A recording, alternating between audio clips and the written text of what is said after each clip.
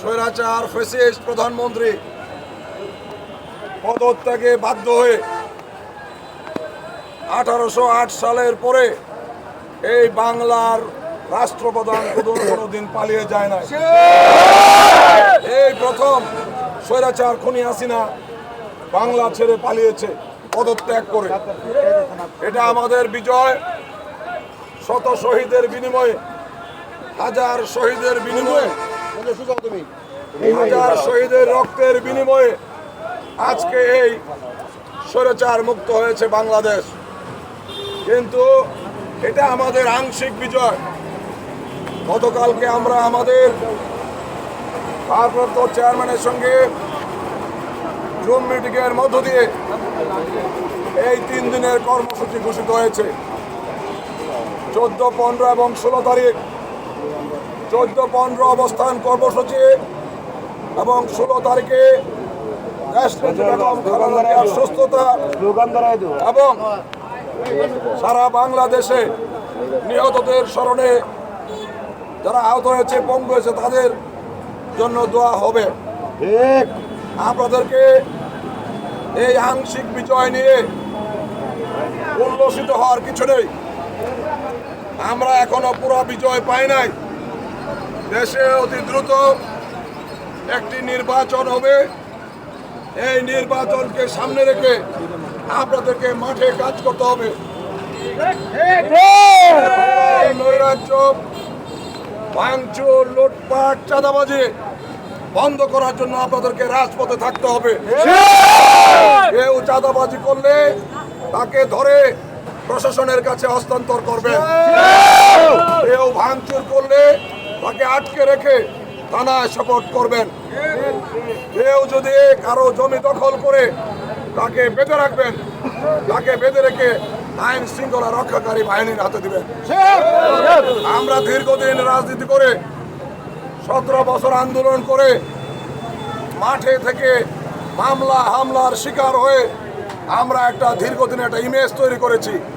আজকে সামান্য লোভ লালসার জন্য আজকে আমাদের ইমেজ নষ্ট হচ্ছে।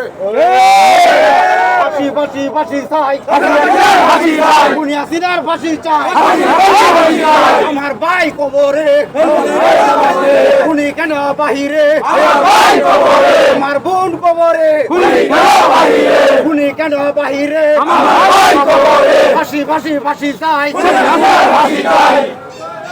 সেই জন্যে আপনাদেরকে বলতে চাই যে নির্বাচন পর্যন্ত আমাদেরকে ধৈর্য সহনশীল হয়ে মাঠে বিএনপির পক্ষে কাজ করতে হবে, ভোটের জন্য কাজ করতে হবে, ইমেজ বাড়ানোর জন্য কাজ করতে হবে, মানুষের দুর্দিনে পাশে থাকতে হবে। যা আমাদের হিন্দু ভাইরা আছে তাদের পূজা মণ্ডপ পাহারা দিতে হবে। আমরা দেখেছি যে গতকালকে আমাদের উপদেষ্টা, প্রধান উপদেষ্টা ডক্টর মোহাম্মদ ইউনূস বলেছেন, হিন্দু নেতৃবৃন্দকে বলেছেন যে আপনারা সংখ্যালঘু বলেন কেন? আপনারা এদেশের নাগরিক, আপনাদের অধিকার রয়েছে নিরাপত্তা পাওয়ার, আপনাদের অধিকার রয়েছে শান্তি শৃঙ্খলা বজায় রাখার। আপনারা সংখ্যালঘু বলবেন না। আপনারা দেশের নাগরিক, আপনারা গণতান্ত্রিক অধিকার আছে, সংবিধানের অধিকার আছে। আপনারা নিরাপত্তা পাবেন, আপনারা সহযোগিতা পাবেন, আপনাদেরকে সকল ধরনের সহযোগিতা করা হবে। আমরা বলতে চাই হিন্দু ভাইদেরকে যে আমরা রাত জেগে সারা রাত পাহারা দিব, আপনাদের কেউ ক্ষতি করতে পারবো না ইনশাআল্লাহ। আমরা কোনো দুর্নাম কামাইতে চাই না, আমরা কোনো বদনাম করতে চাই না, আমরা সুনাম করতে চাই।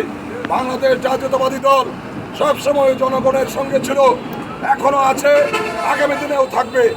সেই জন্য আপনারা যারা আছেন এখানে আজকে উপস্থিত, আগামীকালকে আপনারা আমাদের তারাকান্দার 10 ইউনিয়নের সকল স্তরের নেতা কর্মীদেরকে নিয়ে আসবেন।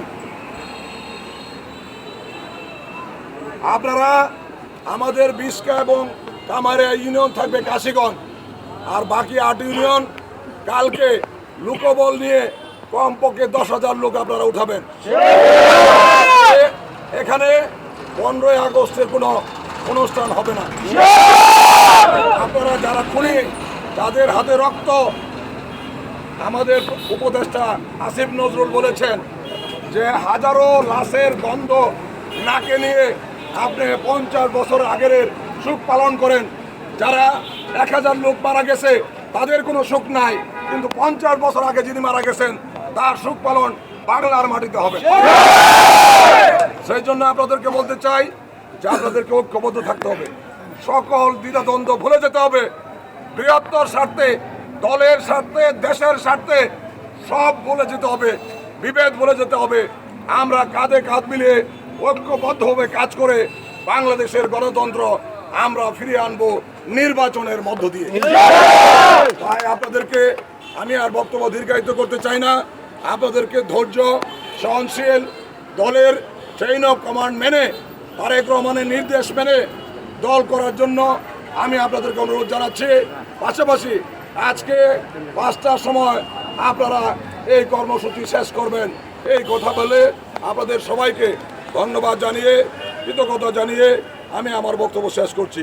আল্লাহ হাফেজ। বাংলাদেশ জিন্দাবাদ, দেশনেত্রী বেগম খালেদা জিয়া জিন্দাবাদ।